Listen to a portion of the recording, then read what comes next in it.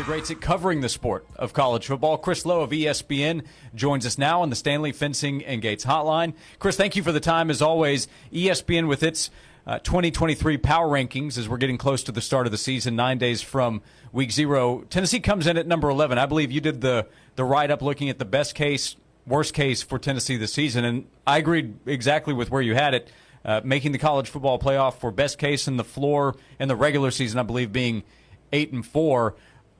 True sometimes is in the middle, but what do you see? You mentioned the chance for November 18th to be a battle for the SEC East. How likely is that, Tennessee versus Georgia for the East on November 18th? Josh, I'll throw this scenario out there. Let's say Tennessee goes into that game unbeaten, which means they'd have to – or let's say – let me take that back. Let's say Tennessee wins all their games but loses to Tuscaloosa, and then goes into that game against Georgia and Knoxville the next last week of the regular season and wins.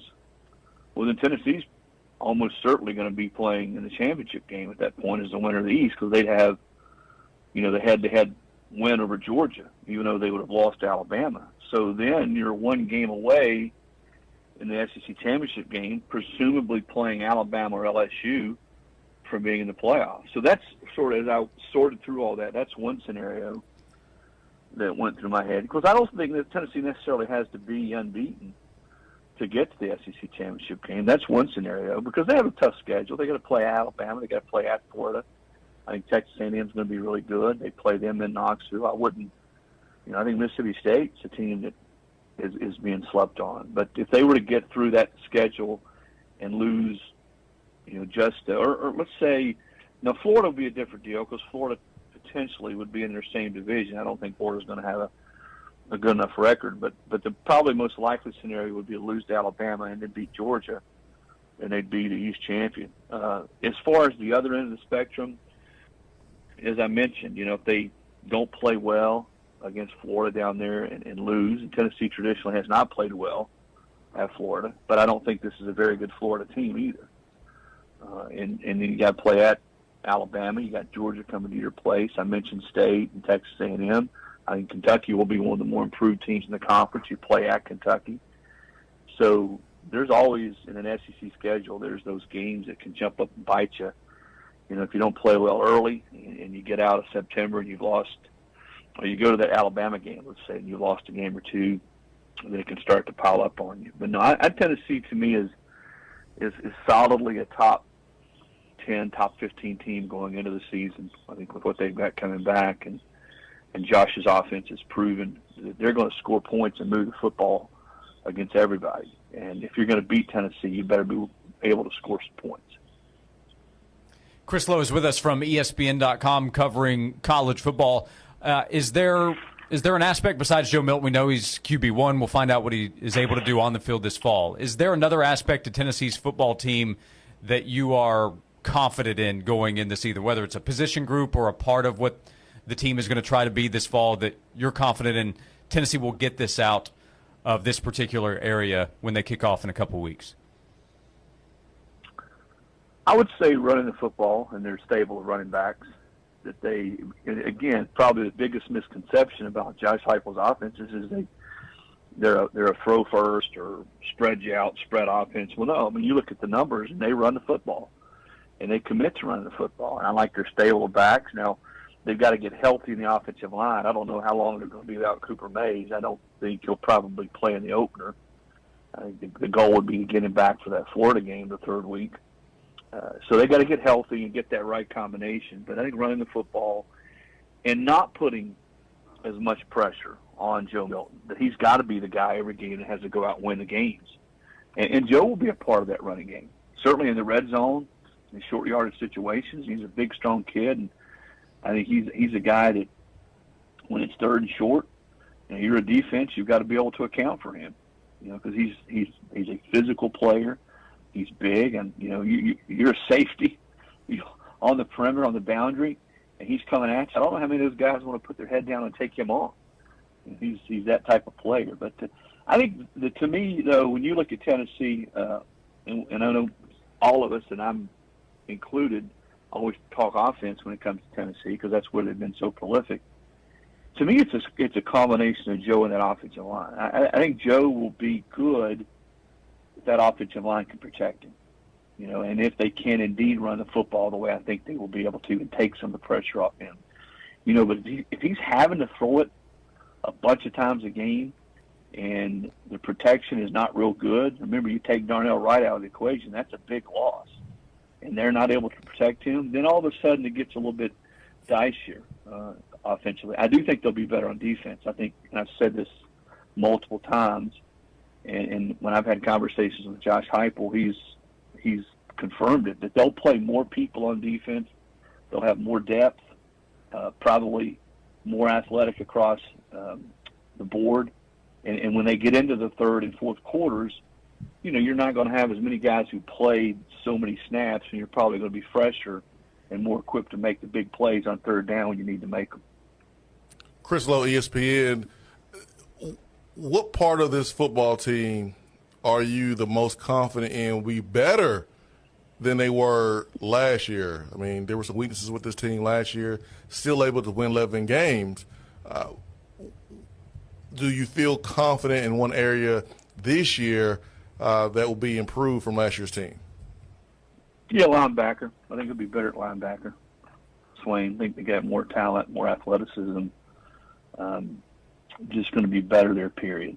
And probably able to play more players, as I said a minute ago. And I think on the back end, they're still, I think, sorting that out, but I think they've got more options and maybe just some more skill level.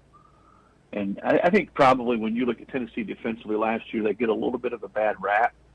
The last part of the season, they really played pretty well. The Tim Banks guys did. They shut down Kentucky. They were really good against Clemson in the bowl game. Now the Georgia game was, to me, I guess I view that a little different than most people. Georgia sort of shut it down after they got up 2 or 3 scores and just tried to shorten the game. But really, other than the Alabama game, which was a track meet, I thought defensively Tennessee played awfully well, and there was a lot to build on, even though they're losing some guys from that side of the ball. But I think in the linebacker position, they're going to be pretty good. And I'll tell you what, that Rodney Garner's guys up front on defense, when you look at sort of their length and their ability to get to the passer and just their talent level, the competition that he's been able to create on the practice field, I think that's another area where Tennessee fans are going to watch that group play this year.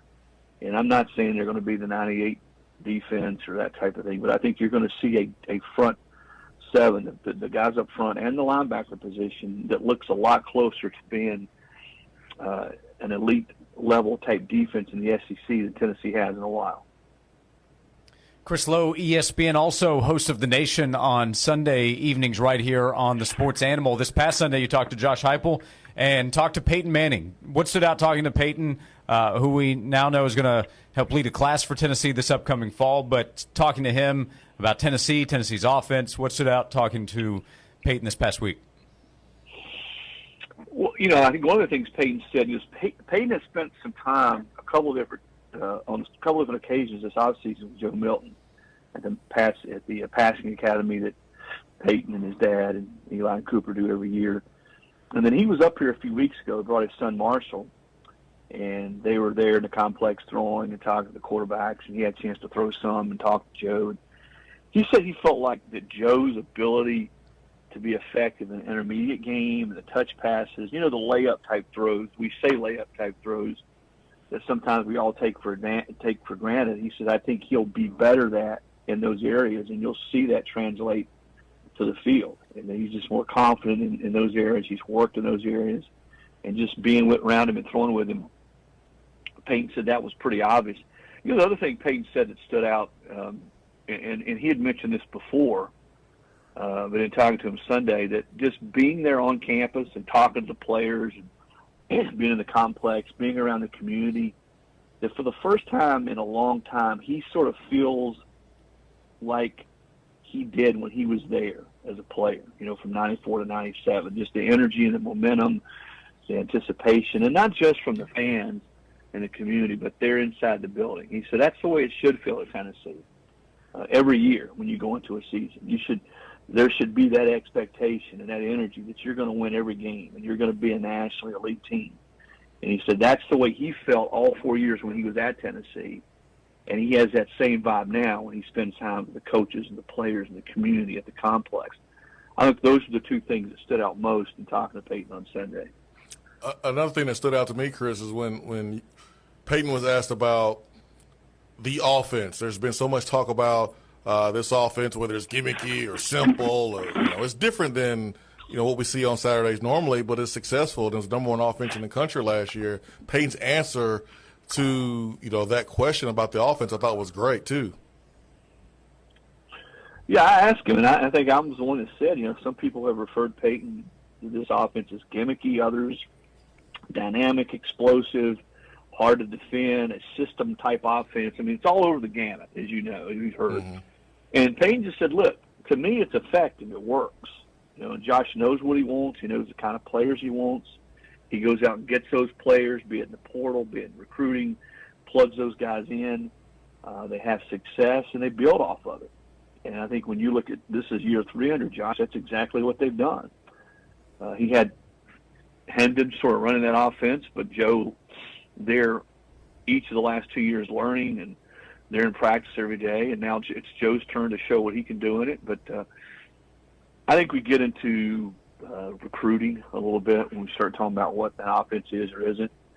Everyone wants to sort of try to say, well, you don't want to go there because they don't do this on offense, or they do too much of this on offense. If you want to be a pro quarterback, you need to play in our system. Or if you want to be a receiver, look at how many receivers they produce versus this team or us. And I know you guys have a hard time believing that negative recruiting goes on, but it does. And I think that's a lot of what this is we could sit here all day and we can make a case for this system versus that system, or this coach versus that coach, who's produced the most DBs, who's produced the most quarterbacks, receivers. Again, I like what you said, or what Peyton said, Swain, as you pointed out, is, hey, it just works. It's effective. And no matter how far out he spreads his receivers, or how many times they dump the football, or they don't throw it 30 yards down the field, I mean, the numbers speak for themselves. And when you look at what Tennessee's done, really against everybody, they've scored points and moved the football consistently against everybody they played over the last few years, with the exception of Georgia last year. Georgia's really, maybe I'm forgetting about somebody, but Georgia's really the only team that just clamped down and said, we're not going to give you anything. But everybody else they played, they've had success in moving the football and scoring points. Still having a hard time believing the coaches negatively recruit out there, but everything else sounds. No, never happened. They told me they don't, so I'm gonna take their word for it on that. I believe them.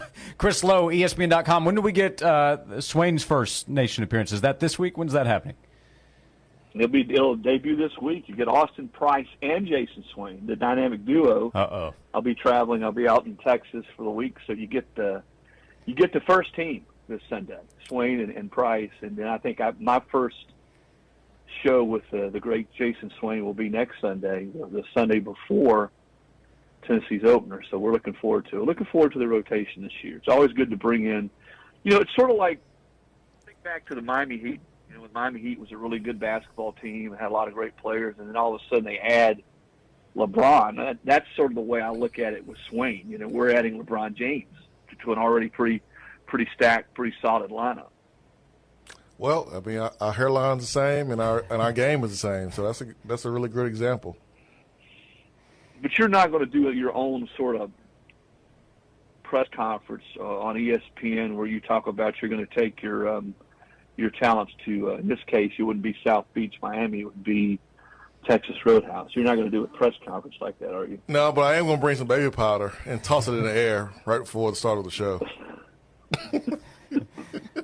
Not one, not two, not 3 cups of the cinnamon butter that'd be my order when I show up. Yeah, so, for sure. Swain and AP this week. Chris Lowe helping lead the way all the way through the Nation season. And again, ESPN.com. You can always read his work there. Hey, Chris, we always appreciate the time. Thank you. We'll talk to you again soon. Okay. See you guys.